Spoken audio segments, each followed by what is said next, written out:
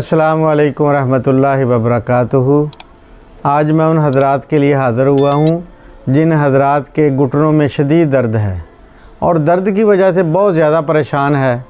ये अलामत उन मरीज़ों में पाई जाती है जिन मरीज़ों का यूरिक एसिड बढ़ चुका होता है।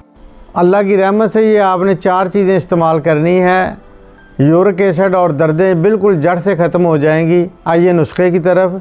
ये मेरे पास गोखरू है, इसे पखड़ा भी कहा जाता है, और ये है जंजबील सूंड। ये मेरे पास है कलवंजी, जिसके बारे में हदीस पाक में आता है, नबी पाक सल्लल्लाहु अलैहि वसल्लम ने इरशाद फरमाया कि इसमें शिफा ही शिफा है। और चौथे नंबर पे मेरे पास है मेथी दाना। ये आपने सब चीज़ें बराबर वज़न में लेकर पीस लेनी है और इसका 1000 mg का कैप्सूल भर लेना है। खाने के बाद एक एक कैप्सूल सुबह दोपहर शाम खाएं। अल्लाह की रहमत से दर्द बिल्कुल, जोड़ों का दर्द, यूरिक एसिड ख़त्म हो जाएगा। ये नुस्खा आपने 1 माह इस्तेमाल करना है।